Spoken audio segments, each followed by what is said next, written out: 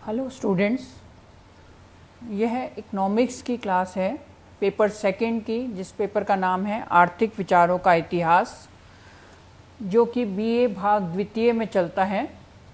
आज का हमारा टॉपिक है प्रकृतिवाद या फिजियोक्रेट्स भाग 2। पिछले वीडियो में जो कल हमने आपको बताया था, इस विषय का अध्ययन किया था, उसमें प्रकृतिवाद एक जो थॉट का बहुत इम्पॉर्टेंट टॉपिक है वो शुरू किया था। इसमें सबसे पहले ये बताया गया था कि वैज्ञानिक रूप से अर्थशास्त्र का प्रारंभ प्रकृतिवाद से ही हुआ है और प्रकृतिवाद का अर्थ क्या है। प्रकृतिवाद को निर्माण करने के कारण कल हमने 3 पढ़े थे। पहला, वणिकवादियों की नीतियों का आर्थिक प्रभाव विस्तार से पढ़ा। दूसरा, फ्रांस की सामाजिक व राजनीतिक स्थिति उत्तरदायी है। उस समय ऐसे कारण थे कि वणिकवाद के कारण और फ्रांस की सामाजिक राजनीतिक स्थिति के कारण प्रकृतिवाद का उदय हुआ। साथ ही उस समय सभी प्राकृतिक विज्ञानों का तीव्र गति से विकास प्रारंभ हो गया था, उसका प्रभाव भी प्रकृतिवाद पर पड़ा। इसके पश्चात हमने प्रकृतिवादियों के आर्थिक सिद्धांत, जो प्रमुख रूप से 3 है, प्रारंभ किए थे, जिससे एक तरह से इकोनॉमिक्स विषय प्रारंभ हुआ। उसमें पहला हमने पढ़ा था प्राकृतिक व्यवस्था। आदर्श प्राकृतिक व्यवस्था की परिकल्पना प्रकृतिवादियों ने की थी। और दूसरा पढ़ा था शुद्ध उत्पादन। प्रकृतिवादियों ने माना था कि केवल कृषि से ही शुद्ध उत्पादन संभव होता है। साथ साथ ही हमने इन दोनों सिद्धांतों की आलोचना भी की थी। आज हम प्रकृतिवादियों का तीसरा सिद्धांत, धन का परिभ्रमण, पढ़ेंगे। आर्थिक विकास में प्रकृतिवादियों ने पहली बार धन वितरण का सिद्धांत का विश्लेषण किया। प्रकृतिवादियों ने शुद्ध उत्पादित धन के विभिन्न वर्गों में वितरित होने के संबंध में एक योजना बनाई और जिसे आर्थिक सारणी के चित्र के रूप में प्रस्तुत किया। क्वेने ने रक्त परिभ्रमण की हार्वे की खोज के आधार पर टेबुलो इकोनॉमिक्स दिया था। धन के वितरण के लिए उस समय 3 प्रमुख वर्ग माने गए। उत्पादक वर्ग अथवा कृषक वर्ग, जिसमें खादानों व मछुआरों को भी सम्मिलित किया गया। दूसरा, संपत्तिधारी वर्ग, जिसमें संपत्ति रखने वाले तथा सामंतों को शामिल किया गया। तीसरा, अनुत्पादक वर्ग, जिसमें व्यापारी, कारीगर, उद्योगपति आदि थे। इस वर्गीकरण के अनुसार केवल कृषक वर्ग ही उत्पादन करता है व यहीं से शुद्ध उत्पत्ति, धन का परिभ्रमण पूरे समाज में होता है। उन्होंने एक उदाहरण लिया कि जैसे यदि कृषि की कुल उपज 5 मिलियर्ड फ्रैंक है, तो उसमें से 2 मिलियर्ड फ्रैंक किसानों के पास ही रहता है।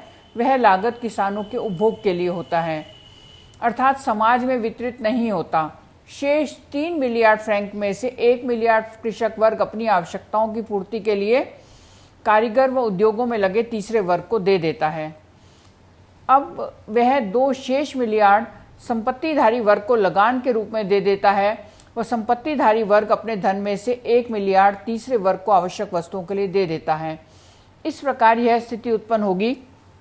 कृषक वर्ग के पास धन है 0, संपत्तिधारी वर्ग के पास बचा 1 मिलियर्ड और अनुत्पादक वर्ग के पास प्राप्त हो गया 2 मिलियर्ड। एक तो उसे किसानों ने दिया, दूसरा उसे सामंतों ने दिया। अब दूसरी स्थिति में संपत्तिधारी वर्ग अपने 1 शेष मिलियर्ड को कृषक वर्ग को खाद्यान्न के बदले वापस कर देता है व अनुत्पादक वर्ग 1 मिलियर्ड कृषक वर्ग को कच्चे माल के लिए वापस कर देता है और 1 मिलियर्ड खाद्यान्न के लिए भी लौटा देता है। इस प्रकार किसान के पास फिर से 3 मिलियर्ड फ्रैंक आ जाते हैं व उसे विनियोग करने से भूमि फिर उदारता से उपज करती है। प्रकृतिवादियों के अनुसार यह क्रम निरंतर चलता रहता है। इस प्रकार प्रकृतिवादियों ने जो यह वितरण का सिद्धांत दिया, ये बहुत ही सरल है, जबकि वास्तविक जगत में आय संबंधी अनेक जटिलताएं होती हैं। जैसा कि आप महसूस कर रहे होंगे, इसी पेपर के साथ साथ आप मैक्रो इकोनॉमिक्स पढ़ रहे हैं, जिसके अंदर आप राष्ट्रीय आय का निर्धारण किस प्रकार होता है, राष्ट्रीय आय में क्या क्या उसकी अवधारणा है, ये पढ़ रहे हैं, तो वो कितनी जटिल होती है। उत्पादक व अनुत्पादक वर्ग का भेद सही नहीं करता है जो प्रकृतिवादियों ने किया, तथा संपत्तिधारी वर्ग, जो ना तो उत्पादक है और ना ही अनुत्पादक वर्ग, उसे कुल उपज का 2/5 भाग प्राप्त हो जाता है और समाज में उसका विशिष्ट स्थान है। परंतु प्रकृतिवादी उस वर्ग की परिजीविता को उचित ठहराते थे। उनके अनुसार संपत्ति प्राकृतिक व्यवस्था की आधारशिला है और ये मालिक लोग जीवन प्रदान करने वाली चीज़ देते हैं। वे पुजारियों की भांति पवित्र होते हैं। एबे बाउदू ने विशेष रूप से इस वर्ग की संपत्ति का औचित्य बताने के लिए प्रयास किया। उन्होंने 3 प्रकार के व्यय बताए। पहला, वार्षिक व्यय। यह व्यय प्रति वर्ष कृषि में बीज, खाद और किसानों के पोषण के लिए होता है। दूसरा, प्रारंभिक व्यय। वह यह व्यय होता है जिसका फल 1 वर्ष में प्राप्त नहीं होता, जैसे औजार व मवेशी आदि पर व्यय, जिसे विनियोग कह सकते हैं। तीसरा है एवेंसेस फेंसिस, स्पेलिंग लिख लीजिए, AVANCES वे व्यय जो कृषि के लिए भूमि को योग्य बनाने पर खर्च होता है। इसमें से तीसरा व्यय जमींदारों के द्वारा किया जाता है। वे भूमि को कृषि योग्य बनाते हैं जिससे वे लगान के अधिकारी होते हैं। प्रकृतिवादियों के अनुसार यह आय कानूनी रूप से जायज है। इसका हक कृषकों से भी पहले होता है। प्रोफेसर जी डेनरिस्ट के अनुसार भूमि कुएं के समान है जिसमें से वह अपने व अन्य वर्गों के उपभोग के लिए पानी निकालते हैं। भूमिपति उस कुएं के स्वामी हैं और उन्होंने ही उसे खोदा है, अतः भूमिपतियों का उस कुएं के जल में से अपना अंश मांगना बिल्कुल ही ठीक व उचित है। परंतु प्रकृतिवादी इसमें जो विरोधाभास है उसे नहीं देख पाए, क्योंकि यदि जमींदार जो आय प्राप्त करते हैं वह विनियोजन के बदले है तो भूमि प्रकृति का उपहार नहीं कही जा सकती। निजी संपत्ति के संबंध में प्रकृतिवाद का दूसरा तर्क यह देते हैं कि यदि भूमिपति वर्ग को उचित अंश नहीं दिया गया तो वे अपनी भूमि पर कृषि नहीं करने देंगे, जिससे राष्ट्र का उत्पादन रुक जाएगा। इस प्रकार इन्होंने भूमिपति की संपत्तियों को जायज सिद्ध करने का प्रयास किया। केने की धारणा थी कि निजी संपत्ति की सुरक्षा ही समाज की आर्थिक व्यवस्था का वास्तविक आधार है, परंतु तर्कों ने भूमिपति वर्ग के कुछ कर्तव्य भी निर्धारित किए हैं। पहला पॉइंट है, उन्हें भूमि पर हमेशा खेती करते रहना चाहिए, अर्थात अधिक से अधिक भूमि खेती में लगानी चाहिए। दूसरा कर्तव्य, उन्हें उत्पादित धन को इस प्रकार प्रयोग करना चाहिए कि सामान्य हित की पूर्ति हो सके। तीसरा, उन्हें समाज की सेवा करनी चाहिए। चौथा, उन्हें समस्त करों का भार उठाना चाहिए। और लास्ट एंड फिफ्थ, उन्हें काश्तकारों को संरक्षण देना चाहिए तथा राष्ट्रीय उत्पादन में से अधिक हिस्सा नहीं लेना चाहिए।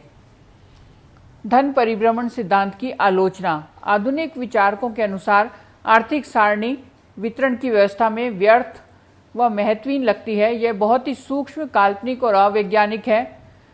इसमें एक वर्ग में विभिन्न व्यक्तियों को किस प्रकार वितरण होता है इस पर ध्यान नहीं दिया गया।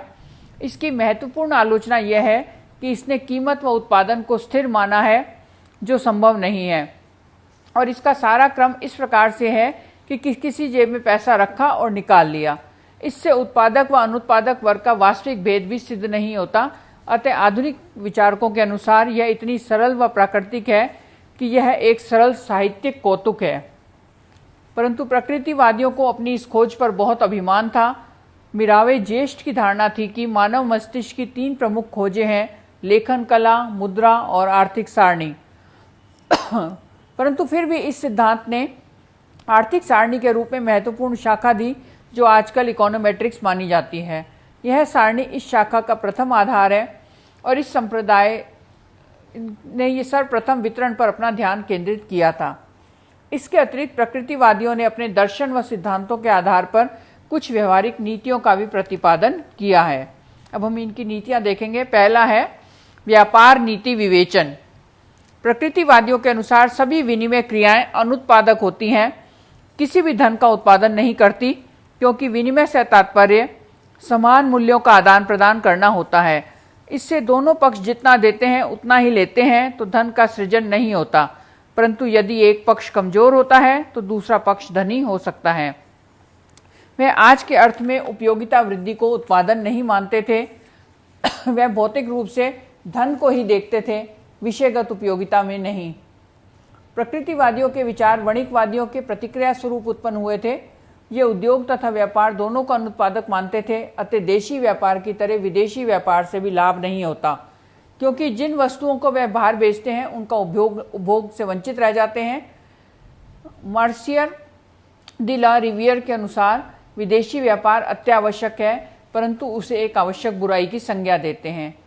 क्वेने ने उसे पिस एलर PISALLER के रूप में मानते हैं, अर्थात क्षणिक रूप से आवश्यक। उनके अनुसार कृषि वस्तुओं के उत्पादक से उपभोक्ता तक पहुंचने के लिए उपयोगी है, नहीं तो वस्तुएं उत्पादकों के पास खराब हो जाएंगी, परंतु उससे धन नष्ट होता है क्योंकि व्यापारी कुछ हिस्सा स्वयं के पास रख लेते हैं। इस कारण प्रकृतिवादियों ने सुझाव दिया कि व्यापार से सब प्रतिबंध हटा लेने चाहिए, जिससे वह स्वतः समाप्त हो जाएगा। इससे प्राकृतिक व्यवस्था के आदर्श की पूर्ति होगी। प्रकृतिवादी व्यापार नीति ने व्यापार संतुलन के सिद्धांत को भी असंगत और अनैतिक कार्य बताया।